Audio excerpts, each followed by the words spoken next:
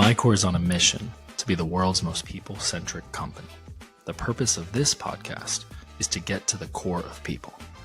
I'm your host, Nathan Bourne, and I invite you to join me as we deep dive into the personal and professional lives of our guests.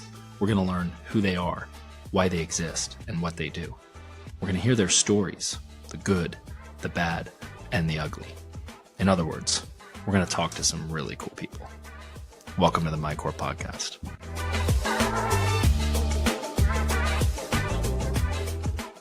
Okay, that's rock and roll. Hello, welcome to the MyCore podcast. It is your host, Nathan Bourne, and I am pumped for this episode with the lovely Ellen Yin. Hey, hey. Hi, Nathan. So excited to be here. Thank you so much for having me.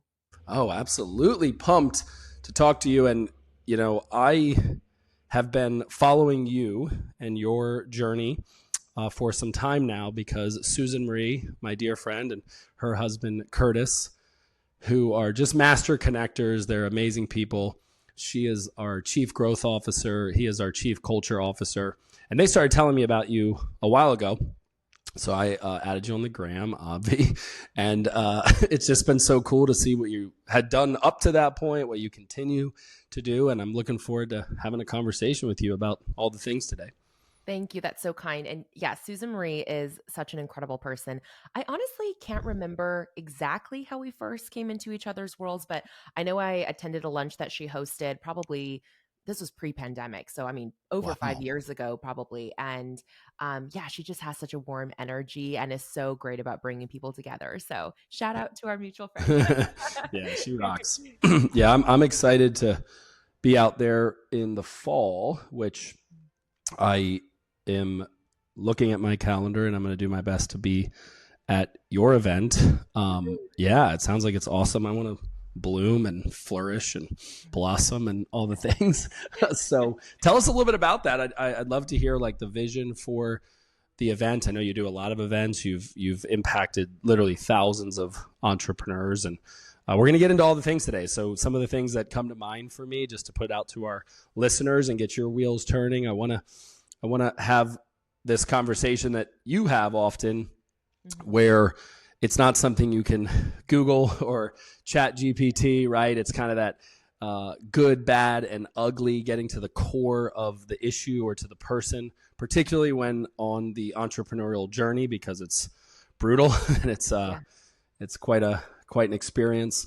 But also just your background to come from another country, to be an immigrant, to step into the American dream. And I think people are always kind of asking themselves, is the American dream real? Is that alive and well, or is that something that was in the yesteryear? So I think it'd be cool to kick that around a little bit and then just talk about impact and how you're continuing to do that through your brands, which are beautiful and aesthetic and yeah, way cool. So yeah, we'll talk about all that stuff and then we'll get even into maybe some rabbit holes because I tend to do that. Looking forward to it. Do you want me to start with the event like you mentioned, then we'll kind of get into the others? That'd be great. So, our event, Bloom Together, is September 4th in Oregon in the beautiful Mid-Willamette Valley. If you've ever been to the Pacific Northwest, fall is the best time to come. You'll miss the rain and you'll get that last bit of summer, but you'll start to see, you know, the colors changing and all the things. Bloom Together was really born out of actually a connection, which is why our entire event is built around community building. I ended up connecting with this wonderful woman. Her name is Jillian, and her husband recently relocated to Oregon from Colorado. They are fulfilling this lifelong dream of owning a wedding venue. It's this beautiful, picturesque gardens. They have, you know, I think 4 or 6 distinct gardens. Picture, if any of you listening to this have watched Bridgerton, very Bridgerton garden party vibes, you know. That is awesome. Yes. Big Bridgerton fan, by the way. Big Bridgerton. Yeah. And she reached out, you know, and had heard about me through another mutual friend and said, hey, I would love to give you a tour of our gardens and see if we could collaborate sometime. So I had no intention stepping into 2025 to host an event of this scale for 200 entrepreneurs and you know, business owners. But after I toured the gardens and met Jillian, I was like, I just felt this pull, and I'm very much someone who is intuition led. And I just kind of felt like I had to do it. So it came together quite quickly. Bloom Together is obviously a nod to the beautiful venue where we'll be at with the gardens, but also this concept of, in the age of AI and the attention economy, I really believe community is your greatest differentiator as a business. It is an essential part of any business's long term success. And so I wanted to build the speaker programming around community building. So I gathered together four founders who I think have done a phenomenal job of building community, both in size, to the tune of millions, as well as using that uniquely in their business to generate millions in revenue. And then also our fireside chat speaker joining us is Melora Hardin, who is best known for her role as Jan Levinson on The Office, one of my all-time favorite TV shows. That is very exciting. I did not realize that. Yeah, I'm so excited. So she's lovely, but she's so much more than her, obviously her extensive acting work as an Emmy nominated actress, but she's also, working on an incredible documentary.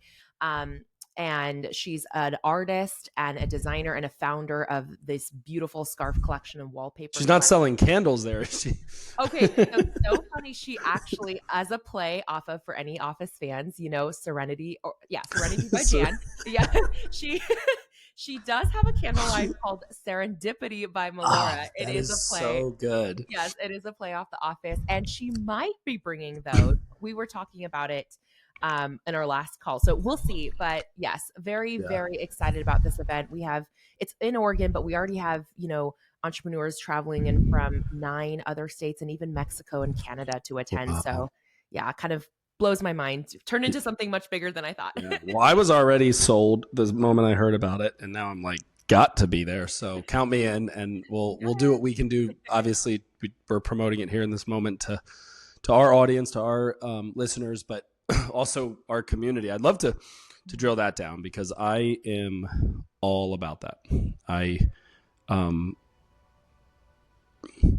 all kinds of thoughts around it, actually. So our mission at MyCore is to be the world's most people-centric company, which has been the mission for the entire duration. It was a North Star that we hung like right out of the gate. In fact, I really slowed down to speed up, if you will, and got our core values and our mission intact and made sure that they were solid, that they were universal, and that they were at the forefront of everything that we did. Mm-hmm. And sometimes words and language, they aren't maybe there yet in your lexicon, but you're kind of tapping into it or plucking that cord. But being people-centric, that was always there. Mm-hmm. And then probably over the past 2 years, I would say, is when we got just like hyper focused on community and said, we need to put this at the core. Like, this needs to be the crux, the centerpiece for everything that we do. And I have a little model, another time I'll have to show it to you. I think you'd dig it. I call it business as a community. Ooh, I love that. Yeah. And I'm like, we're bringing sexy back, because it's BAAC. And it's business as a community. It's this model, this sort of framework that says, hey, all the things that you do, whether it's build technology, render services, provide coaching, build courses, have merch, put on events, anything under the sun that sort of like transacts, because obviously naturally you have to create revenue. We're in for-profit businesses, most of us, and even nonprofits have to make money. So it creates this sort of hub and spoke where at the core is community, and that everything you do has to be stemming from, blooming from, if you will, this community. And I think it's such an important thing, because sometimes these words are tossed around in like niceties, like it just kind of sounds nice, and if you're not like with it, you might just think it's nicety. It's, oh yeah, community and people. And it's like, no, there's actually strategy here. There's framework, there's blueprint to build massive businesses and huge brands. And I just know you get that. And I'd love to hear like your hot take on business as a community, if you will. Absolutely. As you were talking, Nathan, the very first thing that popped into my brain is actually a recent personal example not even in my business, but to your point, business as a community. One of my close business friends, her name is Linda. She went through, you know, a health challenge with cancer, Mm, in the last 2 years. She well, is recovered, thankfully. But mm, during that time, it was a really rough time because her community model is actually built on a peer led community that she has crafted and created called the Mixer Mind. And we have, a lot of things going on in that community, a lot of calls, a lot of peer pods, events, all the things. And so during that time, she really had to lean on us as a community, right. even though technically on paper we're her clients, right? But she was able to really call people in. She has such a gift for finding people's strengths and calling them in for specific roles. And so people stepped up to lead her peer pod calls, or they, Well, stepped up to help organize, the events that she normally did. And I think that is exactly what you're talking about, that it's not just a nice to have. It's not just like, oh, I have a community, or I'm, right, my followers are my community. That's not exactly what we're talking about here. It's really right. just like it takes a village when they say, to raise a child. It really takes a village to build a business and to sustain a business, more Yeah. importantly. So I think that longevity piece is where community really comes in. Oh yeah, well said. We are human beings, right? Mhm.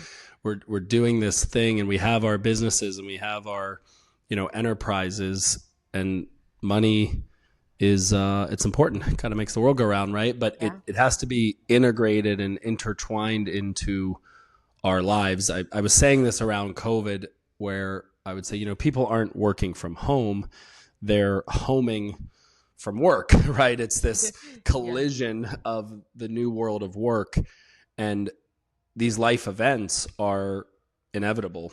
Mhm. And we all get our turn, like good and bad. So you get your turn to kind of just be killing it, and life is good, and you're thriving, and then it can change. And if you've had life events and experienced them, most of us have, and don't get out of this life unscathed.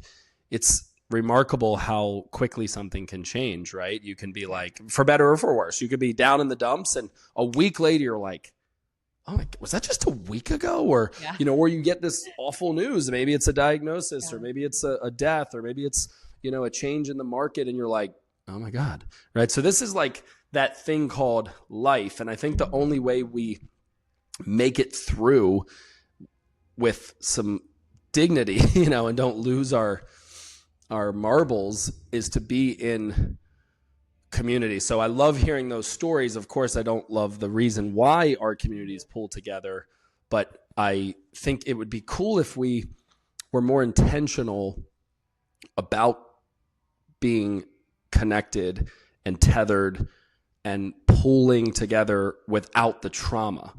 Mhm. September 11th, I was in 8th grade. So I was old enough to remember exactly where I was and the aftermath of that. And just that like season of life that next year. Yeah. COVID, same thing. And it was like, how you holding up? How you doing? Everyone's just checking in on each other. And yet here we are just a few years out, and nobody says that. It would almost be kind of weird. Like, what do you mean?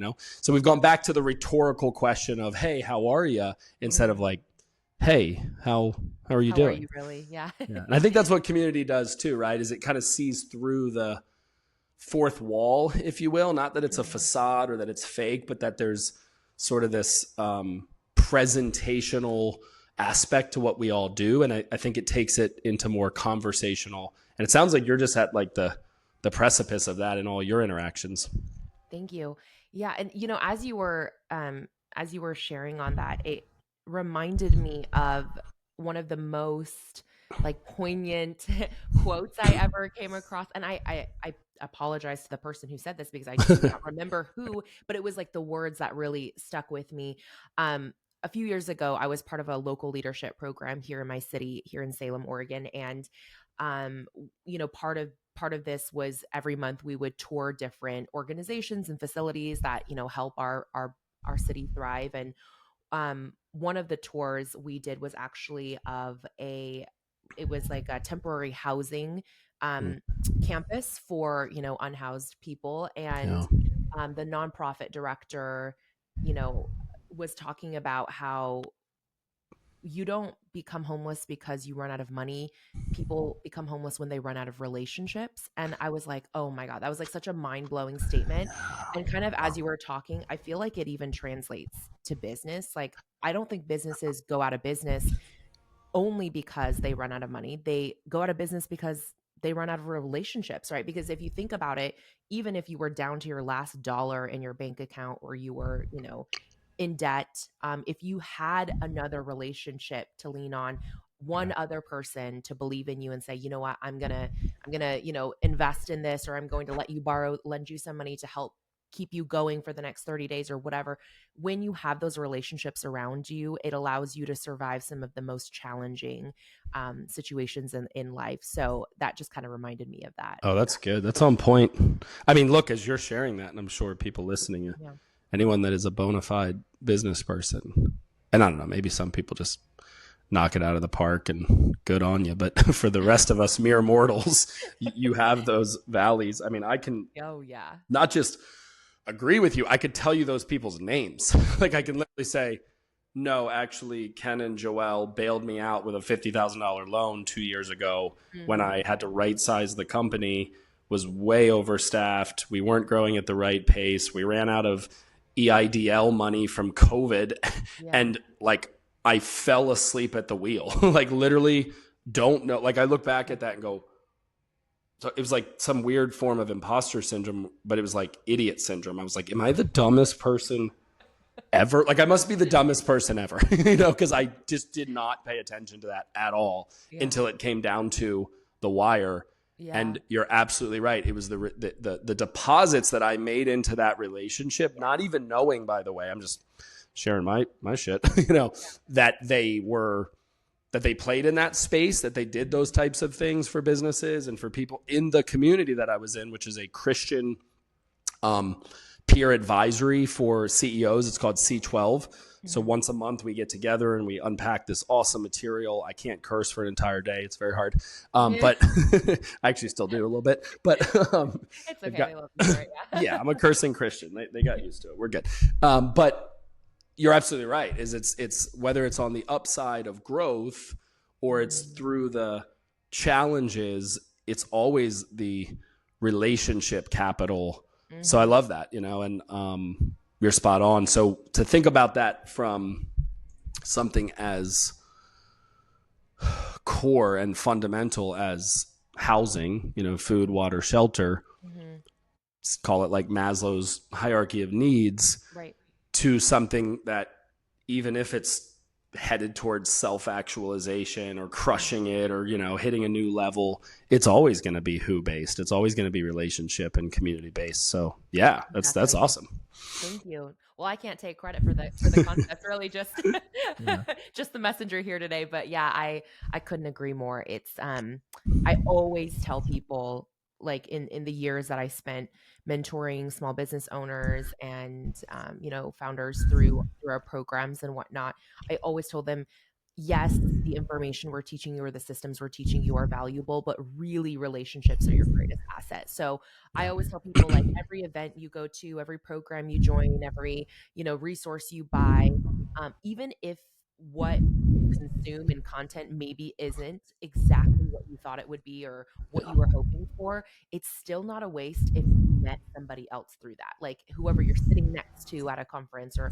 whoever you were in a program with, if you made even one solid relationship from that, that will pay far greater dividends in your business than anything that's coming out of the speaker's mouth. So, That's awesome.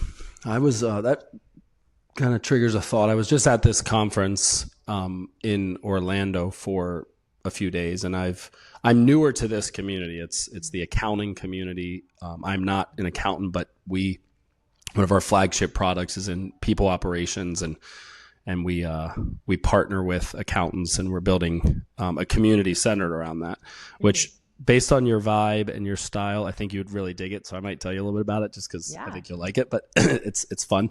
But nonetheless, I was kind of being interviewed by one of the people that were capturing content around the event, and we got into this conversation about attending events and building community.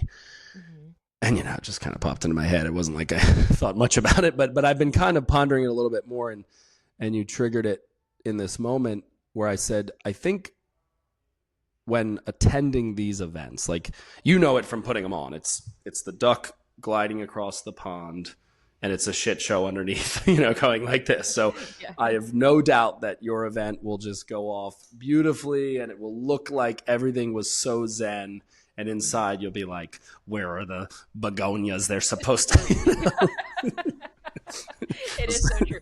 Event planning and hosting is not for the weak of heart. It is not. No. It is an investment in community. One of my friends said it best. She said, the people who host and facilitate events, like, and you guys are planning one yourself, so I know you can relate to this, like, show up for, especially in your own community, show up for the people who are doing that, because it is not the path that people choose to make maximum profit. No. Most events lose money, right? Like, the vast majority do. And so it really is, people do it because they believe in something bigger than themselves, and they're doing it as an investment in their community. So if you're part of that community, show up for them. Agreed, right? And that was some of the narrative there, was this idea around like past, present, future, or before, during, after. And I think a lot of times people will even commit to an event, right? Like, they'll be like, I'm definitely going to be there September 4th. Yeah.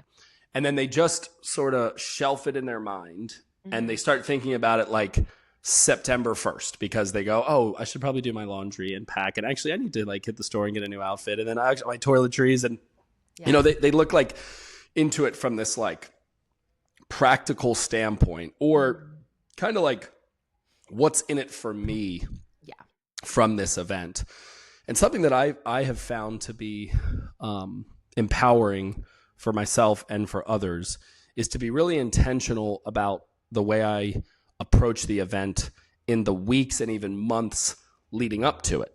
So it might be connecting with that community, or being, doing something virtually, whether it's hopping on a Zoom or doing like a virtual happy hour for attendees. And it kind of aligns with our speaking, where, we're trained to tell them what you're going to tell them, to tell them and tell them what you told them, right? So I liked how you were saying that about coming out of the events and looking at it not just from the standpoint of like, what are the notes in my notebook? Did I get the nugget? Did I have the breakthrough? Did the penny drop? It's like, well, did you meet a person and now you have a connection? Like, that's worth all the time, energy, and money that it took for that event. And you can like ramp that up if you just do some things before the event.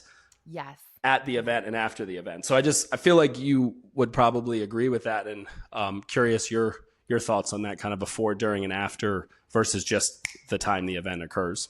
You are so right. The people who get the most out of any event are the ones who are making those intentional connections, like you said, before, during, and after. And actually, we built that Bloom together because exactly, I believe in that philosophy. So once someone purchases a ticket to Bloom Together, they actually immediately get added to a pop-up community that we're hosting. It's off of social media, which is great, free from distraction. And we already have, a few pre-event connection opportunities. We're hosting actually a collaboration specific mixer in like 2 weeks on July 10th. And so anyone who's, already purchased a ticket by then will get to meet everybody else. And is that an in-person or that's virtual?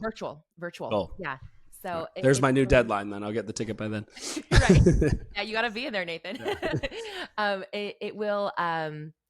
It'll just be a wonderful opportunity for people to get to share a need that they have to the community, and then also to practice generosity and say, here is a give that I have for the community as well, and to really walk away with some tangible collaborations and partnerships. So I totally agree. Like, I think any sort of event, you can't think of it as just like a one-off, blip in your life. It really is about being so intentional and how you show up for that experience and how you pour into others. Yeah, I think you're going to agree with the following. I have a feeling we think similarly.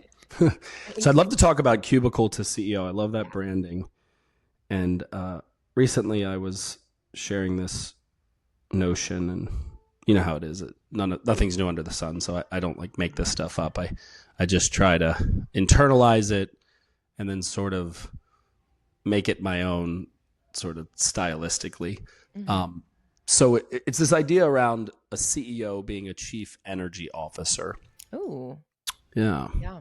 And I I like think at first glance, or first, like, when you hear that, you might think like it's kind of hooey or, whatever. Like, that. and I actually don't even necessarily mean it that way, in the sense of like you have to create the energy, because one, you will gas out. Like the amount of energy, like the units of energy, if there were a way to measure, if there were some barometer for what it actually takes to build a business, it's Mm-hmm. insane, right? Like it's Mm-hmm. absolute, it's insane. So Mm-hmm. you have to find this sustainable, renewable energy. Yeah. And I have found that it comes in waves and it comes Mm-hmm. in seasons. And if there's 12 months or 4 quarters or 365 days in a year, it is not possible, not humanly possible, to be on and like conjuring energy all of that time. Correct.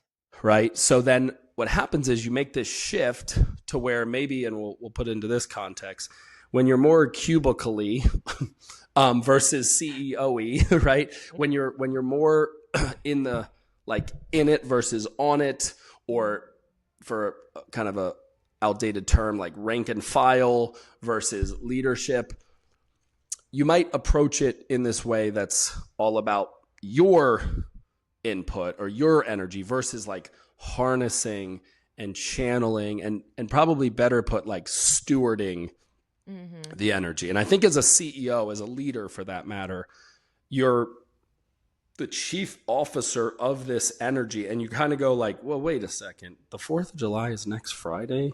Nobody's really going to be that productive between now and then. So why don't I just like throttle back, do some things that like move the ball but aren't like, let's go, Mm-hmm. because it would just be a waste of energy. It's not, it's going to fall flat on the 3rd, and then the 4th's going to hit, and then people are going to be eating leftover hot dogs and hamburgers. And then Monday, so I'll hit it on the 7th, and it's like, okay, that's the start of Q2, which, so I think there's this real like interesting mindset around how to harness and manage the energy of an organization and a brand. And I feel like you have a knack for that. And I just wanted to kind of set up that thought process and get some of your take on that. Well, thank you. I agree. I think just like you said, business is really about people, and it is the ability to read people's energy, but also their own ambitions, their desire for their life, and how that fits into the picture of what you're building with your company. And so I think there's just a lot of layers. You have to be really great with managing energy, essentially, right? Not Yeah. just producing your own, like you mentioned. So I definitely think that that is a huge part of being a leader. It's actually something that, I, for most of my life, have worked as like an independent kind of creative. And so it's actually not a skill set that comes naturally to me. I would say I love people and I get along really well with people, Okay. but I would never say that being in a very operational kind of mindset is my forte. I'm a creative at heart, Yeah. and I love ideas. I'm an ideas machine. Yeah. And I'm very good at independently executing things based on those ideas. But it is a skill like any other, and I think that's something that people often um, overlook, and then they sometimes will kind of shame themselves for if they're not just a Right. natural at it, right? There's a lot of pieces of business that are independent skills that require a lot of study, practice, and experience to get good at. It's not just something that you you step into, you build a business, and naturally you're a great leader. So, Yeah, I'd love to talk to you about that, because my understanding of your story is at mhm, 23 years old, yeah, you go for it, right? yep, You take the leap of faith. You say, "Screw the man." I'm not working for the big corporate structure. I'm going to go independent. mhm, And something I find interesting is, as much as we try to fight it, and I think for good reason, we are sort of hierarchical beings, right? That there is mhm. like a order to things. We like structure. We Yeah. like structure, we like framework, and maybe in like a modern way. Like I've worked with companies before and it didn't work. Like it was interesting to watch them change where they were like, we don't have titles. I'm like, well, see how long that lasts, and then. Because someone has to make the decision at the end of the day, right? And someone has to be accountable for that. So, Right. right. Someone's got to own that decision, Exactly. Yeah. So what's interesting, if you look at like every other aspect of a business other than its CEO, there are levels to this, right? So you might be like starting in sales and you're an SDR, and then you move to, a senior this or a vice president that, and then eventually you're the chief sales officer. So there's like this natural progression, and we have like labels for it, and we have salaries, and we have like ways to compartmentalize and categorize and say like, this is where you are in the game of business. Mm-hmm. The challenge with the CEO role is that if you say today, I'm going to go out on my own and I'm going to, do people's hair in my garage. Mm-hmm. You could be the CEO of your garage hair business, right? Right. And it's just you and your equipment and your client base. Mm-hmm. But you also could be the CEO of a Fortune 500 company, yeah. Or you could be the CEO of a local business with 50 employees. So there's not really any clear path to like how big or small or deep or wide being a CEO is. So I'm curious in this journey where you take the leap.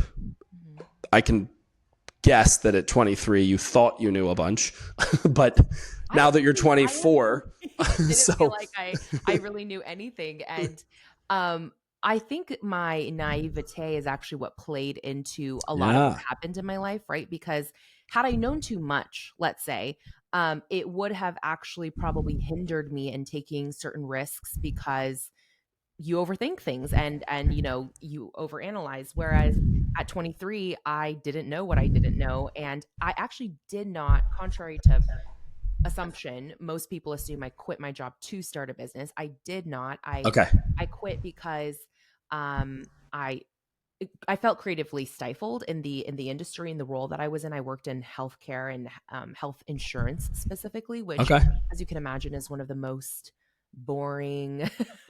By the way, you and I have this in common. I didn't know that because I started the company out of that industry. Oh my God. For the exact reason I was like, this is the absolute worst. Yeah.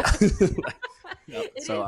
It is not for the creative hearted. Let's just say no. That. But, no. I left that job. And in part due to decisions I had made in my early 20s as a college student. Being able to graduate debt free really set me up for being able to kind of, make a decision like that, because I didn't have this, crushing debt that was saddling me. And so anyways, I left that job because I was wanting to find a better fit marketing role at a different organization. But in that in-between time, that month where I was job searching, I ended up signing a freelance client. And that's kind of what took me down this path where I was like, you know what? I feel like I could replace my salary with clients and let me just see what that might look like. And then here we are 8 years later, almost 8 years later. So obviously the business has changed drastically. I don't do done for you services anymore for clients and whatnot, but it really, when you were saying that you think you know a lot at a young age, I think it's actually because I didn't know a lot that I was able to even land where I am, quite frankly. So you and I have this in common, and I couldn't agree more. I started out on my own at age 21, really 20 actually, but then I just turned 21. So call it 21. It was 2009. Mm-hmm. And I was so ignorant and on fire. I was ignorance on fire, which I think you would agree is better than knowledge on ice. Oh yeah. That's a really and a lot. Yeah, isn't that fun? It's like ignorance on fire is better than knowledge on ice. And then the real trick is, how do you become knowledge on fire? Mm-hmm. When you start to, and I think what you do is you stay curious, you stay a student and you keep becoming this freshman all over again, and you go, like for me, like this space, the content creation, podcasting, I had a lot of background in speaking, but it's just different. It's different than when you're walking into a room and there's 500 people there and they kind of already know the context. So they're like a loaded deck where they kind of know the punchline because you're all singing from the same hymn book. And you can get, and I think this happens a lot of times too, where professionals that maybe have influence are used to kind of getting some fanfare around their like personal brand. They don't have the gall, just calling it out, to go out onto the public domain to where people have no context and you have to make an impact in 37 seconds. Mm-hmm. That's very different than coming into an existing kind of insulated world. Mm-hmm. And I kind of got a little bit too big for my britches where I was like, dude, I kill the game, you know, like, but then I went, oh wait, they all know me already. I was like an edified speaker. I was coming into this market to present. No wonder everyone was so nice. Mm-hmm. And then you can sort of stay in that little bubble and there's no shame in that game, but to go out and start to build things like an event that's open to everyone and isn't just like a company offsite or a community offsite, right? It'll do some things in you, you know, that'll stretch you. And I think sometimes I try to like go back to that ignorance on fire and say like, how can I sort of shelf the things I know to harness that exciting, fresh, like, who knows, you know, but it's going to work. Obviously it's going to work, right? It's like, why wouldn't it work? And then sort of keeping the tension between that intersection, because at some point you do kind of know what's up. And that knowledge can really sober you up to where you're not harnessing enough energy. So that's an interesting conundrum, right? Where like when you're young, you don't know, but you have the energy. Mm-hmm. When you're old, I don't mean like you're tired because you didn't sleep enough or your back hurts. I mean that too, but like the mental energy of like possibility and potential and all that. So it sounds like you've kept that in your brand. And I wonder if you'd agree with this too. Mm-hmm. What helps me, it sounds silly, but we kind of chatted about it before we dove in, is like the actual branding and aesthetic. Visually, it hits all my senses, right? So I'm literally like thinking about, as you were sharing the event, I'm like, it's gonna smell good, you know what I mean? I'm like, it's gonna be floral for sure. And I was starting to, this is embarrassing by the way. As you were sharing it, I was thinking, would I wear floral? Because I have, and then I'm like, no, but that might clash. So I'll probably go with like floral adjacent, but more like solid color. And it's like, if you can get people thinking about what they're going to wear and how they're going to speak and feel, I think that becomes just that much more of a magnet. So I know I threw a lot out there per usual, but I'd love to hear your take on all that. No, it is. And I'm curious, Nathan, have you ever done human design before? No. Oh my gosh. I think you would be fascinated. It's very much a, self-discovery process. Yeah. But when you were is it like Myers-Briggs, like kind of assessment type stuff? Not quite. Okay. It's a little bit more in the woo. It's based nice. On your birth time, birthplace, and a couple other. I've seen funny memes about this. Like if you're asking your mom like what time you were born, like leave, don't talk to that girl. But I will say it is scarily accurate. Like everything that I read in my analysis or chart or whatever you call it was mind-blowing. Wow. But one of the things that we probably have in common actually is that our environment very much affects our decision-making, our creativity. Not every person is like that, but I think because you and I value aesthetics so much, it probably very much plays an actual important role, including what we wear. And so not surprised that your mind kind of wandered there when you were imagining the event. The event, but that's what you're like, it's mainly going to be women. I'm like, I'm kind of a woman. So it's fine. Like, so you're like, I'll fit right in. It's great. But I feel like another piece of that is, and this is kind of going back to our previous conversation about, just kind of learning as you go, is part of my human design is that I really process the world and I learn through experiments primarily. And so I think because of that, I have been quick to move where a lot of people, hold back and they're like, I need to plan every step A through Z before I take that first action plan. I'm very much that person that's like, okay, I have an inkling. Let's jump on it. Let's experiment and let's try. And then I either prove myself right or I prove myself wrong. But either way, I've learned something in that process, even if the outcome is just simply process of elimination, to move on to the next thing. And so I think that speed of action has actually been one of my greatest strengths in business. And I think too that it's just so important to realize, like you said, like a while back about the duck, on the surface, Mm. everything looks great, and then you're like paddling like crazy underneath. Um, I think it's important to realize that yes, built like what you were saying about um putting yourself out there and getting in a public domain, or putting yourself in front of a group that may not know you already or trust you or respect you. A lot of that on the outside does look nice to people, but it really is about just your willingness to accept rejection. I think that really is like a lot of the Yeah. success of entrepreneurs I know. Like even in Yeah. planning Bloom Together, every single day I'm getting no's, like every single day from all directions, right? Yeah. No, No's I from won't sponsor. No, yeah, I yeah, can't be there. yeah, no, I No, can't be there. No, I no hate to those this. kind of No, yeah, flowers. I'm yeah, allergic to flowers. You're like, yeah.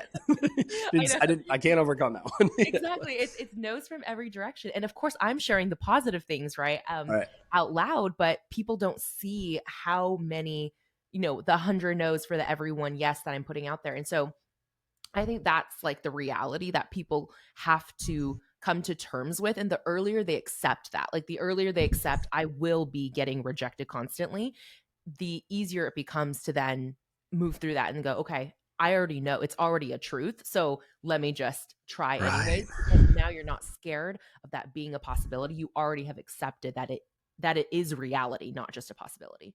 Oh, I want to talk about this. It's funny, even as you kind of, before you started sharing that, I started thinking about what are the cheat codes? And I think you and I could probably give some nuggets around this. Because I, like you, am a big believer in what Ralph Waldo Emerson said, which was do the thing and you'll have the power.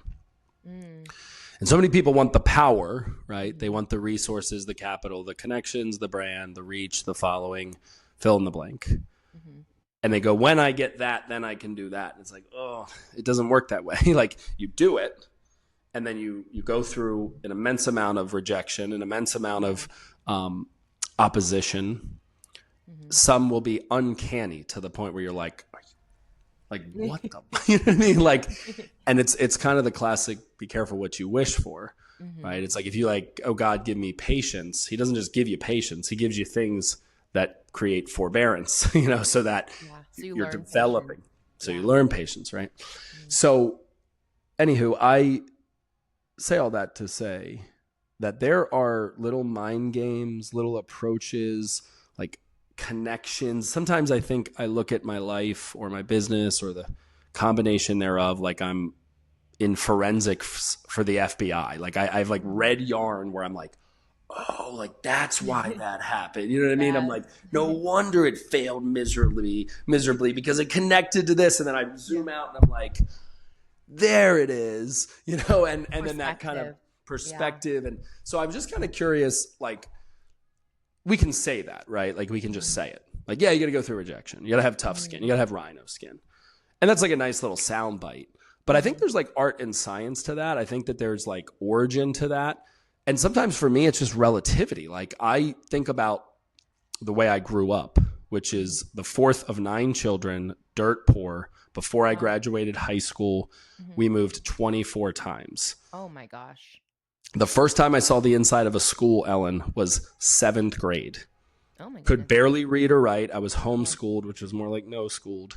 And 6 years later, I'm getting handwritten letters from the coaches at Harvard, Penn, Stanford, and I went on to wrestle Division I at an Ivy League school at UPenn. I'm flexing hard. Let's go. But it's a proud accomplishment. You should be, should have the ability to say that proudly out loud. Now, I won't end it at that. What I'll say is 2 things, and then I'd love to hear your sort of origin around this. It's the classic don't judge a book by its cover, right? Mm-hmm. This is probably fresh on my mind because I just met this really cool young man. He's 22 years old. He graduated from Penn like a month ago at this conference. He is just shy of 1 million followers on Instagram. He's killing. He's at like 950 or something. Yeah. And we got into this whole combo around it. And he's like, dude, you got to tell that story. He's like, white guys, that look like you, that are from America, don't normally have that level of adversity in their childhood. And if they do, they don't normally transcend into the Ivy League or into the country club. So I've had to learn this paradox that I am between like white trash and Ivy League. And I'm like more white trash than Ivy League. But I have to like hold these in tension with one another and go through life. So sometimes when people don't have that level of adversity and they haven't built that much resilience, I don't want to be like harsh, and I certainly don't want to lose belief in people to where I'm like, yeah, you're probably not going to be able to cut it because your life was cush. So I think there are ways for people that maybe haven't had that much adversity to fail forward, to go through failure. I have some thoughts on it. I'm just curious if you have any nuggets around that, because I think some of this stuff can be learned, like durability, resilience, tough skin can be built. You don't have to just have been born into a poor family or come from another country to have it. I agree. And I mean, science agrees with that too, right? Resilience is like a muscle. You train it over time and it gets stronger. But you're right. You brought up relativity. And I think that is important to recognize here. Your challenges may not be the same, obviously, as someone who dealt with like a profound loss or grief early in life, or abuse or poverty, or, you know, like myself and my family immigrating to a new place. There's different levels, of course, of challenge, and I don't think it's really meant for us to compare to one another, because, you know, you're born into the circumstance you're born into. There's not much we can change about that. It also doesn't work. So not only do I think it's like a bad choice because it's like, that's messed up, don't compare yourself, it also doesn't do very good. Like if you haven't eaten all day and you're like, I'll just think about the kids in Africa that are starving. Good luck with that. You know, like that's not going to work. So you do have to kind of find this interesting path, like mentally and emotionally, to go, okay, well, I was born here at that time, maybe to your point, like literally what time, you know, of the year for your human design. So keep going. I'm in agreement. Yeah, I think it's, you know, you can only focus on the life that you have lived and are continuing to build and create. But I love that you brought up that point of sometimes the one maybe upside of dealing with more adversity from a young age is that you do build resilience sooner. And I think that for myself, when I was hearing your story and thinking, it kind of made me reflect, like, what are some of the things that made me more friends, I guess, with risk, or less afraid of rejection and failure. And I remember distinctly one of my early childhood memories is, you know, my dad, we immigrated here because he got a staff position at Oregon State University. So he spoke English, but my mom. Wait, where's Morgan State? Oregon State. Oh, I thought you said, okay. I was like, sorry. There's a Morgan State in Maryland. Oregon State. Oh, okay. I did not know that. No, Oregon State. Forgive me. No. It's probably my enunciation. Anyways, but my mom, she was starting from scratch with English when we moved here. And so, you know, a lot of the just day-to-day of household tasks with the outside world, interactions with the outside world, she had to depend on me because I'm the eldest of three girls. Right. And so I remember being, you know, young, you know, 8 years old, 9 years old, and having to call different utility companies or the credit card company and having to negotiate certain terms or bills or ask questions about when are we going to get this paid or whatever. And so that early exposure, you know, there's always that joke, it's exposure therapy, right? It was literally therapy, constantly having to talk to strangers and not be afraid to ask the questions. I think it really built this, this resilience for and equipping, right? Like you didn't even realize it. I talk about this a lot because I'm fascinated by it, but the Slumdog Millionaire moments, I call them. Have you seen that Slumdog Millionaire? I have years ago, I think like 2009. So I don't recall a whole lot about the movie. All right. I'm going to do my best to keep it super concise because I typically will be like, have you seen that movie? No, let me tell you one thing about it. And then I try to tell the whole movie. Yeah. Here's what happens. It's in the slums of India. Mm-hmm. And the main character is grown up at this time. He's working in a like telecom kind of call center. And he gets the opportunity to be on Who Wants to Be a Millionaire in India when that show was really popular, you know, years ago. And he ends up winning the show. And they are baffled by it because they look into his background and realize that he comes from the slums. He's uneducated. There's no way that he would know all of these answers to these very sophisticated questions as it goes up to the higher levels of reward in the game.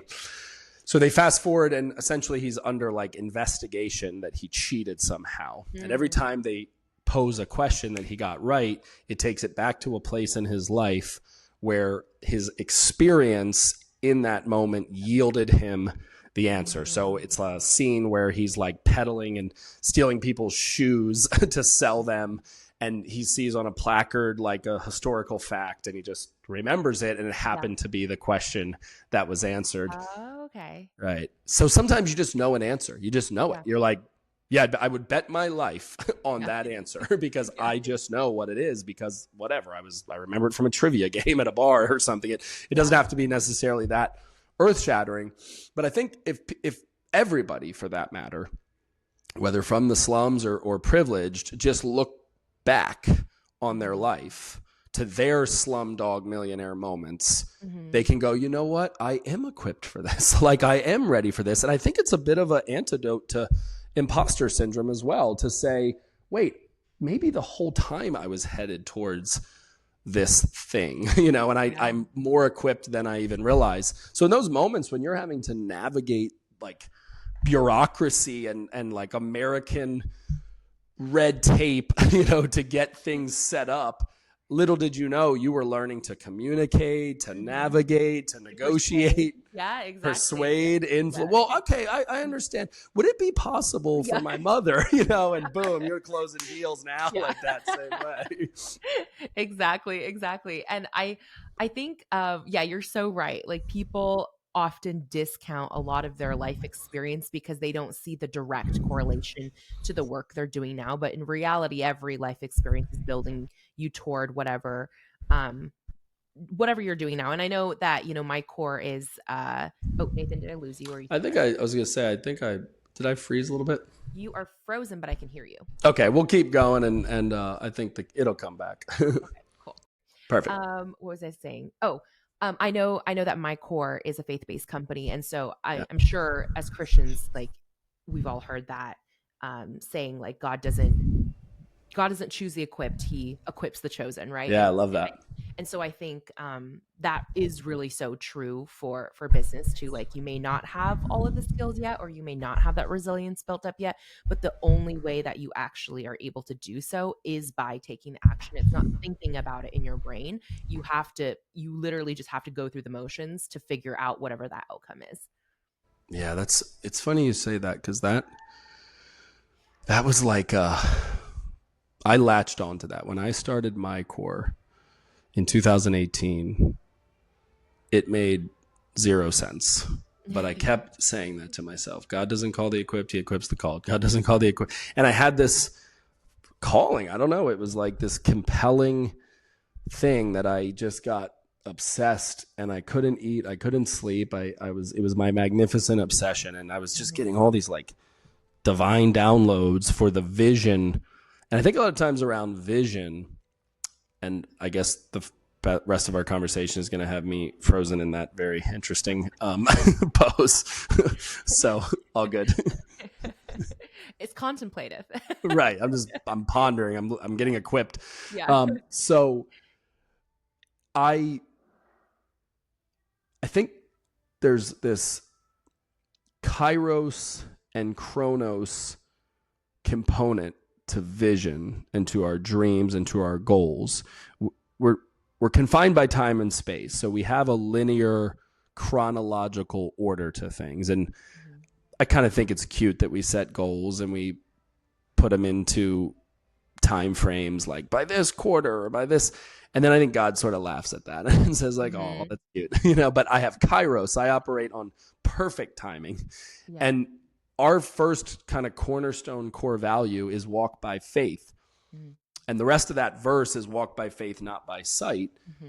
And, as a Christian, that's kind of, if you know, but it's not really even about that as much as it is about empowering people to walk it out and not even run it out, not crawl it out, but like have a sort of a steady drumbeat and pace to where these dreams And if you look and listen and read and hear, you'll find people that say, yeah, I got this vision and it took 27 years to come to fruition. It's like, woof. And then other people, it happened quickly. And it's like, but if you can resolve that, like, I'm not leaving, I'm not quitting, I'm not stopping, like this was sort of told to me and I have to walk this thing out. I think that is a source of energy that maybe some people miss out on. And that has helped me with sustainability. On my darkest days, I just think, you know what, this wasn't even my damn idea in the first place. So I'm just stewarding it. I'm going to keep walking.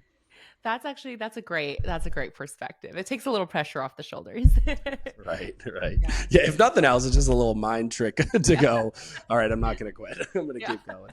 Exactly. Oh, that's awesome. Well, I know you have to get going soon. I'm so excited that we got to spend this time. I do not know what's happening to the visual, but the thing I've learned about Riverside is it's kind of weird because it actually records from the native camera. So it might actually be recording me, even though we're seeing it frozen. I was going to say that I think we might have a good chance of it recovering once you in the stream. But no, Nathan, the pleasure seriously has been all mine. I know this has been a conversation a long time coming, and I'm so excited that we got to connect. And I look forward to continuing to follow what my core is up to through both you now and Susan Marie. And I'm just grateful for your time. So thank you for letting me have a conversation with your community.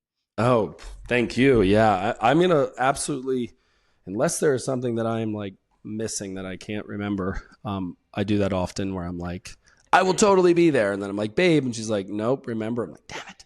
So I've learned to give disclaimer, but I am planning on in my mind and heart to be there on September 4th.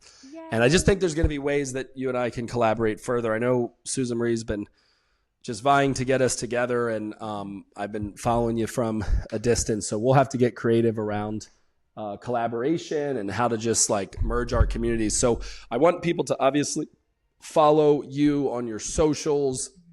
You have a couple accounts, so that you have your personal branding, which you're killing it there. And then that also is connected to the Cubicle to CEO page as well. Is that the proper places for people to find you and get connected? Yeah. So our podcast, Cubicle to CEO, is our main content platform. And then, yes, on Instagram at Cubicle to CEO. And that's Cubicle spelled at the end, CLE, not CAL. Some people do like the British spelling. So just a heads up. Cool. And then, yeah, over on Instagram, you can connect with me personally at Miss MissEllenYin. So Miss Ellen Yin. And then if you want to join Nathan and I at the event, hopefully at Bloom Together, you can go to cubicletoceo.co/Bloom Together and find out all of our event details and see if there are still tickets left.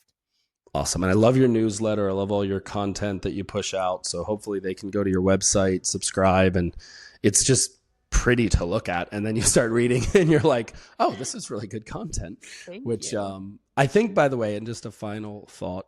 Yeah. Because we kind of touched on it earlier. Mm-hmm.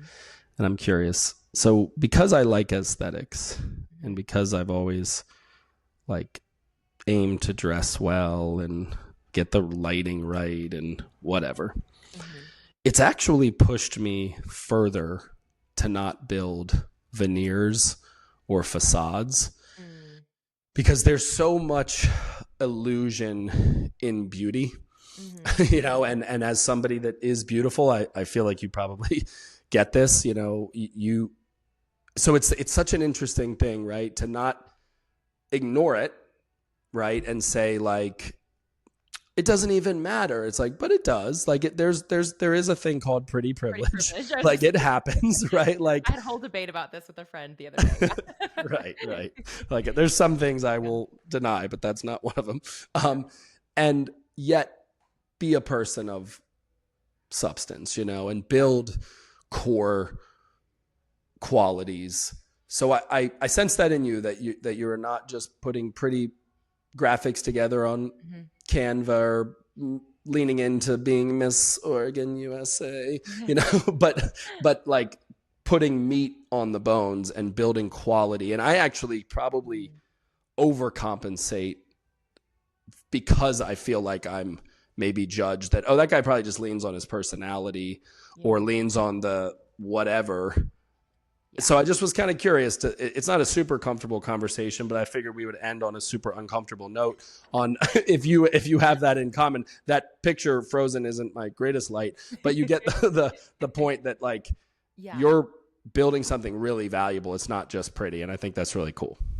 Thank you. No, I 100% agree. Like, there's all sorts of things. I mean, I love analogies, as you can probably tell. So do you, obviously, from our conversation. But I think, building a business is very much kind of like dating in a relationship. Like, yes, there are certain things that may immediately attract somebody to you or to your business, but ultimately you do have to have substance for someone to continue with you. And so I think, in this world, we often talk about scale, we talk about hacks, we talk about, growth at all costs, but the bigger picture and the entrepreneurs that I admire deeply and who have really built something of substance, like you said, are the ones who are intensely focused on longevity. And Mm. you just can't have longevity if you repeatedly disappoint people. And so I think, once someone has that trust in you, you do have to deliver on that excellence over and over. So we are very, very particular about that, even in our free content, even in our podcast, in our newsletter. I treat them as if they were paid products, and Yeah.